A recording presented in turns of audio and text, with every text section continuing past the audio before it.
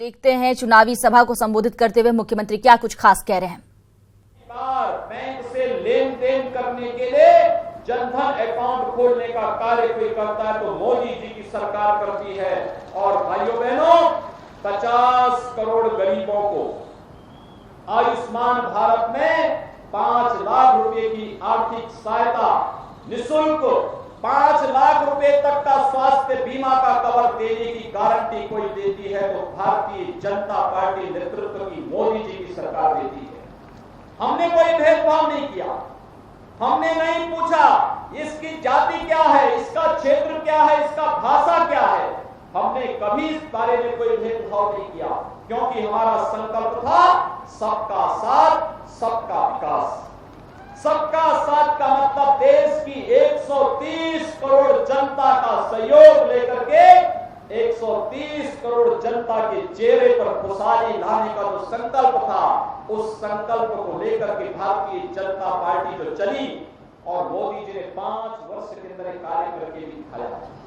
किसान सम्मान निधि के माध्यम से भारतीय जनता पार्टी ने लघु और सीमांत किसानों को पहले चरण में धनराशि दी और अपने संकल्प पत्र में घोषणा भी की।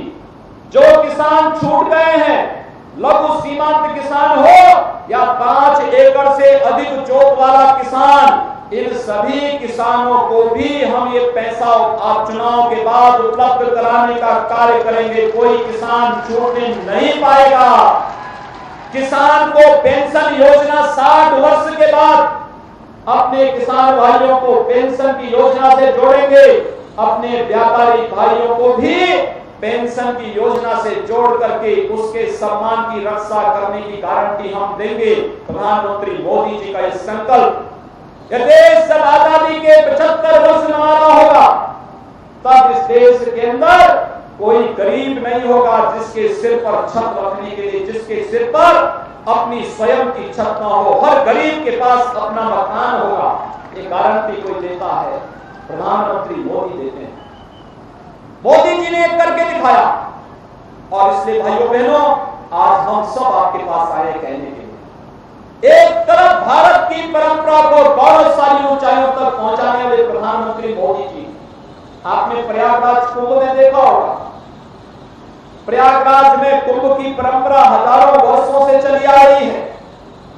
लोग जाते थे, भक्तड़ मस्ती थी, निर्दोष श्रद्धालु मरते थे, व्यापक अराजकता होती थी, गंदगी देखने को मिलती थी और लोग तबाह होते थे। इस बार कुंभ को आपने देखा होगा कैसे 24 करोड़ श्रद्धालु कुंभ में जाते हैं, सुरक्षित वापस आते हैं, अविरल गंगा निर्मल गंगा के दर्शन होते हैं। और यही नहीं, कुंभ की शुरुआत में भी प्रधानमंत्री मोदी जी जाते हैं और कुंभ के समापन पर सफाई कर्मियों के पाद प्रक्षालन के माध्यम से उनके पैर धो करके सर्वोच्च सम्मान देने का कार्य भारत के प्रधान सेवक के रूप में देश के प्रधानमंत्री के द्वारा देश के स्वच्छता कर्मियों को सम्मान देकर के देश के अंदर साबित किया गया है, कोई छोटा और बड़ा नहीं होता है। व्यक्ति अपने अंतःकरण की भावना से छोटा और बड़ा बनता है। एक तरफ मोदी जी का यह व्यक्तित्व जो हर एक व्यक्ति को गौरव और गरिमा के साथ आगे बढ़ाने का कार्य करता है, और दूसरी तरफ भाइयों बहनों, प्रदेश के अंदर पिछली सरकारों की कार्य पद्धति।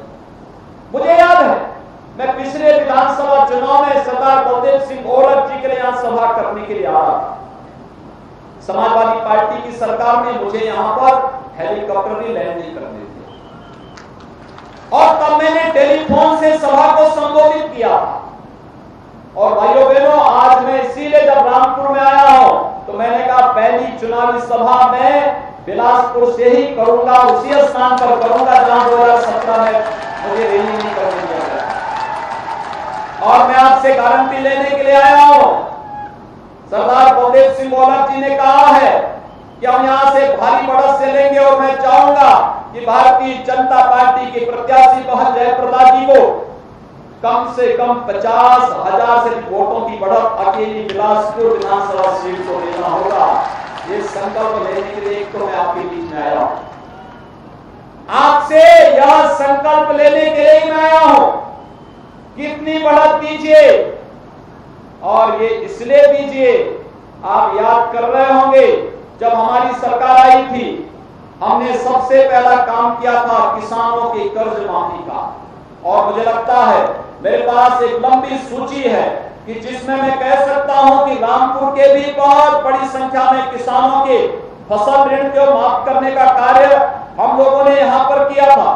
अकेले रामपुर जनपद का ही अगर मैं यहां पर आपके सामने इन आंकड़ों को पढ़ूं तो एक बहुत बड़ी संख्या थी किसानों की, जो रामपुर जनपद के अंदर हम लोगों ने जिन किसानों के यहां पर लोन माफ किए थे, एक बड़ी संख्या यहां पर हमारे पास थी।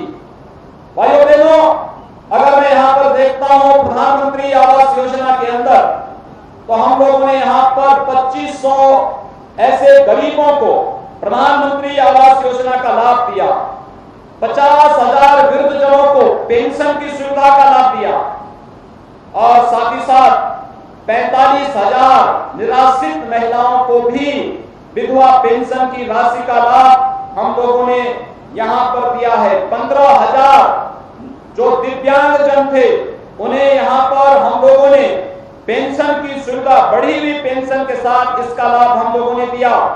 90,000 परिवार ऐसे थे जिनके पास अपने राशन कार्ड नहीं थे, उन्हें राशन कार्ड उपलब्ध कराने का कार्य हम लोगों ने यहां पर आप लोगों को उपलब्ध कराया।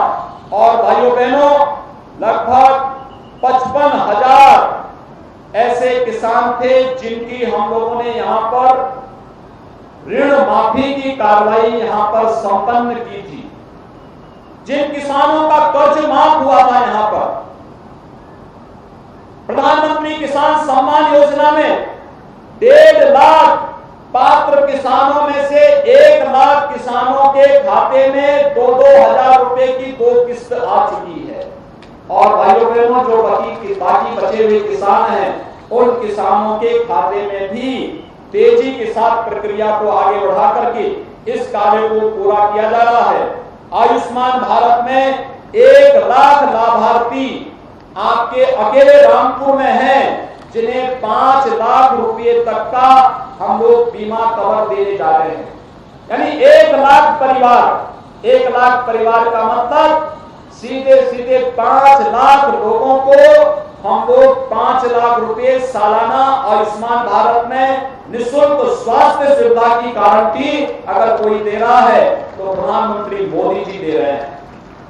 एक तरफ विकास की प्रक्रियाओं को तेजी के साथ आगे बढ़ाने का कार्य, तो दूसरी तरफ हमारी सरकार आई थी, हम लोगों ने कुछ कार्य किए थे।